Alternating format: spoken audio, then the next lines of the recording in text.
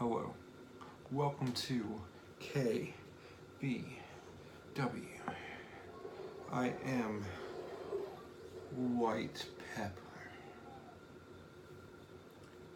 And this is your NXT and NXT UK review. So let's get it. I have a dog down here and she swears I have food, but I do not. Let's get into it right away, shall we? Alright, so first things first, Mr. Disrespectful is a straight up bitch. Has to be said. And I'm taking his title. Come Money in the Bank. Peppa 2 belts. It's on the way. Anyway, let's get down to the nitty gritty. I hate when a guy says that on that trivia game show online. Let's get down to the nitty gritty. Alright, let's start off with Bianca Belair and Mia Yim. Now, last week, Mia Yim was seen, I believe she was at the Performance Center doing her thing, and Bianca Belair decided to come attack her because in previous weeks, Mia Yim has said how Bianca Belair has had multiple chances at Shayna Baszler and has done jack shit with it. She hasn't done anything with these chances that she's been given, so she can't understand why she's not getting more title shots if Bianca Belair keeps screwing hers up. So obviously they said we could fight in the streets or we can fight in the ring. Being that they're wrestlers, they chose to fight in the ring. Good move, guys. So it was a match between Bianca Belair and Mia Yim, and Bianca Belair, that hair, there's always something that's going to get you. And she used her hair, wrapped it around the bottom rope to get a little bit more leverage on the pin, and got the 3 count and snuck on out of there. So a little bit of a dirty pin. But at the end of the day, I guess the first chapter of this rivalry, Mia Yim is not very happy because Bianca Belair is undefeated.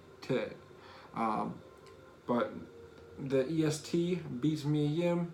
It was a good first match though. Overall, the match was good. They had a lot of talk back and forth actually with them. Like you could hear them trash talking each other, and it was really good. Kind of added to the overall performance. So good first match.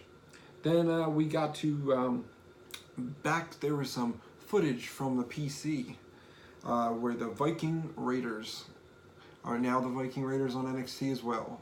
The War Raiders are dead forever. So the Viking Raiders were walking out of the PC after a nice getting their swole on, a nice little workout, when the Forgotten Sons pulled up in an SUV and ambushed them. 3-on-2 attack, beating up the War Raiders. The War Raiders, Viking Raiders, whatever we're calling them this week. Next week we'll discuss their future in NXT and discuss what happened to them with the Forgotten Sons. So we're assuming that means at NXT TakeOver you're going to see a title match between Forgotten Sons and the Viking Raiders. Most likely with the Viking Raiders dropping the titles so they can go on the main roster for good. Because when they're on the main roster, they never bring the titles with them anyway. I don't know if they actually exist. Do the titles exist? Because I never see them. No? Okay. Invisible Friend said no. So that after that segment, we had Raul Mendoza versus a comeback guy, Riddick Moss, who has the Riddick regimen because he was able to come back faster by ignoring doctor's orders. It's kind of a funny gimmick. So he was, strutting to the ring. He's doing his stretches, with the rubber band. Then he has this shoulder massager thing. He pulls that out halfway through, let him know it's not part of the regimen. The referee gets a 2 count, but it's not a 3. So he says, "You got to count like the regimen." And I was it was very funny. But he was shocked, as were all of us, by Raul Mendoza getting the win. on like a sling board, off the ropes, little corkscrew in midair, plop, 1, 2, 3. Gets the 3 count on Riddick Moss. It was overall a good little match. Nothing crazy to write home about, but it was nice to see Raul Mendoza get the surprise win there. Io Shirai and Shayna Baszler's heated battle continues as they have Shayna Baszler sets up a video camera in her or in the PC in the Performance Center, and has her 2 compadres battling it out, kind of really getting better at wrestling themselves so that they can be as good as her one day. And they're doing it, and all of a sudden out of nowhere comes Io Shirai, slides in the ring, trying to take on all 3 of them. It does not work out that great for her originally, but they wound up having to be broken up as Io Shirai was going to fight anyone who showed up in there. So she wants her hands on Shayna Baszler in the worst way, and she'll probably get it at NXT TakeOver, June 1st. So that's heating up. That should be a really good match come TakeOver time. I'm excited for it. Big main event for NXT this week was Matt Riddle, bro, the original bro, against Adam Cole. Boom, baby. So Adam Cole, baby, and Matt Riddle going at it. It was a very good match, 1-on-1. Every time I watch Matt Riddle fight, each time he surprises me more and more. I was unaware how physically strong this dude is. Now I always say I Matt Riddle it sometimes on the main cast because we sometimes go barefoot because we're sitting down and you can't see my feet. I might not have feet. So Matt Riddle is he is lifting, like just dead lifting Adam Cole from the canvas. Just tuck, lift, bang with a suplex. So he's suplexing Adam Cole straight from the floor. That's shit to see. It's some shit to see. Okay, guys. I tried to hold it in the whole time and it doesn't work. So there it is, into the air. So my man is repeatedly he's throwing suplexes. He's boom, boom. Matt Riddle is much stronger than I thought. And he's much more advanced wrestling for being a MMA guy. He's advanced at what he's doing, and it's fantastic, to be honest with you. But at the end of it, so Matt Riddle and Adam Cole are going at it, and of course Roddy comes out to interfere to try to help Adam Cole get the win, and he does interfere correctly as it does distract Matt Riddle. And then when Matt Riddle jumps back in the ring, he gets a super kick right to the face, putting him down. You think that's going to be a 3 count. And it seems that what happened was he didn't get the 3 count. What happened was it seemed to have got tricked. There was a playing possum moment there by Matt Riddle. He got him in the bro hold after a 2.5 count, in which Adam Cole had to tap. So Adam Cole taps. Matt Riddle gets a huge victory over Adam Cole, and the beef within the Undisputed Era continues to grow as Adam Cole, baby, looks to be... He started fighting with Roddy as if it was Roddy's fault, because he said he had a plan, and Roddy coming in and interfering ruined his plan. So how dare you, Roddy, come in and try to help your teammate as you're supposed to. So I don't know what he's... I see it's just moving on tone now. So that's what he's supposed to do. You would think as Undisputed Era, that's what they do. But he didn't. So that was NXT. If you do watch any match from that, definitely go back and watch Matt Riddle and Adam Cole. It was a very good match. It makes you become more thoughtful and makes you realize that, oh my God, the main roster doesn't let their guys just go at it like they do here. Like, it really is different. There's a reason I'm the NXT Predictions Champion, because I believe this is the better brand. The black and gold brand is always better. They just let their guys go. Like, these main events, you want to tune in, because you know, if it's 3 hours, I probably would still tune in, because I knew that they let Matt Riddle and Adam Cole just put on a classic. And they did just that. So that was NXT for May 8th, 2019. And let's get on to the UK. Time to go to the United Kingdom. This is our kingdom. So we are on to NXT UK, the review. So we had some really good matches here. One I was really impressed with. I'll get to it in a little bit here, but one I was actually extra impressed with. One I'm freaked out by, but then we'll start there. Mustache Mountain going up against The Hunt. The Hunt, both of them look like they come out of the movies The Hills Have Eyes. They're terrifying. They're two terrifying creatures. Very weird style to them. Wrestling style and just style in general. Just weird. So they have The Hunt going against Mustache Mountain. Mustache Mountain, who I love Tyler Bate. I mean, I know that he likes to fight in the tag team here with his boy, but oh yeah, they're called Wild Boar and Primate, and it makes sense, by the way, The Hunt, to have the names Wild Boar and Primate, because that's probably what I would call them. One does look more like a wild boar, and a primate's just about right.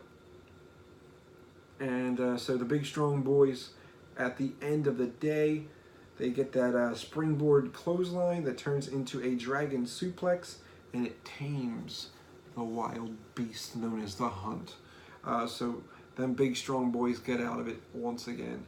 Tyler Bate is one of my favorite wrestlers to watch of all time, but he goes so well with Trent Seven, so you have to kind of... I love Mustache Mountain. Now, I had a thought while I was watching this too. Mustache Mountain. How many mustaches are allowed on this mountain? Just 2? Or could there be a Robert Roode on this mountain of mustaches? Because Robert Roode has a pretty dashing mustache himself these days. So I think he belongs on Mustache Mountain. Let's make this a stable. A glorious stable, if so to speak. So after we had that tag team matchup, Joe Coffey comes out to face Flash Morgan Webster, the mob. What's his name? The mob boss or something like that. The mob father. That's what it's. The mob father. So Joe Coffey against the mob father. This match was different. Because the Mod Father was always distracted looking for the crowd's approval, but the crowd was consistently booing him. And every time he did that, Joe Coffey, who is a big man compared to this Austin Powers looking fella, he was putting him down every time he tried some dumb stuff like that. So it was a Fatal 4-Way qualifying match, and I believe the Fatal 4-Way qualifying match will be at NXT, I believe. I think that will be a TakeOver, is where they're going to have the actual match.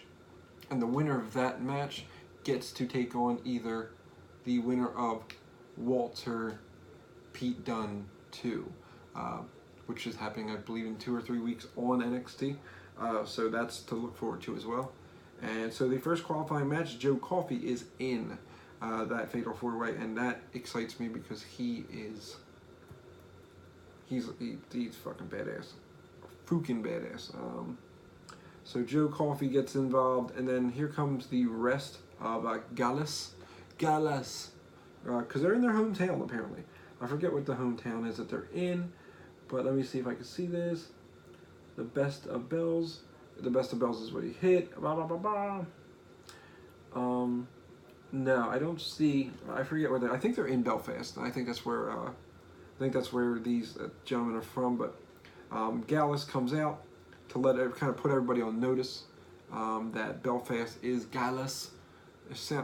I got pumped. I got excited. It sounded like Braveheart. Like I was going to go into battle after hearing Joe Coffey and Wolfgang and Mark Coffey kind of, rev that crowd up. But yeah, it was a pretty good win for Joseph Coffey. Then this is the one I wanted to bring up.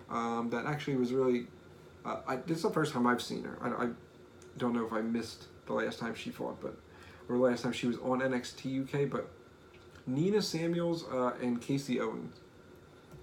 Nina Samuels, that is a good women's wrestler, and a good wrestler in general. You don't even have to put the women in there. As far as just overall athletics and technique, she has it down.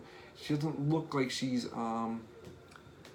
really doesn't look like she's doing anything crazy. Like she's very technically sound so far. The botches doesn't look like they're gonna have to come. She hit a couple of different moves there, where almost like the Hurricanrana back salt, or a Hurricanrana like backbreaker. Nailed that. Looked precise. Another really good move into like a neck breaker. It was really, really good. She took care of Casey Owens, no relation to Kevin Owens. She took care of Casey Owens in pretty record time, and then she came after Toni Storm pretty hard, as if she's coming for that title. And she said she would be the next NXT UK Women's Champion. So we'll see, but whatchamacallit did not like that. Kylie Ray, or whatever her name is. Not Kylie Ray. That's the one from AEW. So I think it's K. It might be Kylie Ray. I might be right. After this, she turns into a champion. Blah, blah, blah, blah, blah, blah, blah. Yeah, that. You know what I'm saying. So then to end the evening, we had a tag team matchup, which was the grizzled young veterans, and it was supposed to be Kenny Williams and Amir Johnson, if that sounds funny enough. Amir Jordan. Amir Johnson's on the Sixers. By the way, Sixers win, force a game 7. Let's go. So it was supposed to be Kenny Williams and Amir Johnson, but somehow a member of Liverpool's number 1 got beat up, and so Amir wasn't able to compete. So the grizzled young veterans thought they were going to have the night off because, darn it, they really wish they could have fought that match, and they don't know how he got beat up. But hey, maybe another week. But just so happens, Kenny Williams has a great surprise. Hold on. I was thinking about yawns, and I yawned. So then he came up with the Supernova himself, the former 205 Live, aka the lover of Alicia Fox, Mr. Noam Dar, who's been a couple weeks since we've seen him on TV. So it was a nice little surprise, and they put on a show. It was an absolute show. At one point, they had there was a double submission on the Grizzled Young Veterans, and people, there was a little moment there where I thought, wow, tag titles are going to change hands, but to like a non-tag team, what kind of dynamic will that like force afterwards when Amir Jordan's back, and you're wondering why? Hey man, you want to tag team titles with the wrong guy, and not your boy. But at the end of the day, Gibson to execute the Helter Skelter on Lucky Yin before Drake blasted Williams with that 450 splash for the hard-fought main event victory in Scotland. That's where they were. They're in Scotland. And apparently Scotland is Gallus. But, yeah, so that's going to be... So that's what happened in the main event. It was another very good main event. Again, let these 4 guys go off. It was pretty awesome. Things to look forward to. Obviously, like I said earlier, is going to be the Pete Dunne Walter 2 a couple weeks down the line on NXT. I believe Kushida gets his second match next week as well. That should be pretty entertaining. Seeing Kushida get a second match, and I don't think there's anything else, guys. To be honest with you, I think that's just about all for this this NXT/NXT UK review. Oh, next week also, I believe there's another Fatal 4-Way qualifying match, and it is with, damned if I know, man, damned if I remember, Jordan Devlin. I don't know who I forget who he's facing, but doesn't matter because I want Jordan Devlin to win. That's another guy you want in a Fatal 4-Way match, Jordan Devlin. So, we shall see, young peoples. Alright, so that seems to be all I have for you and you and you and all of you. So please, guys, as always, I'm going to bid you adieu. Mwah. So goodbye, mwah, and good night.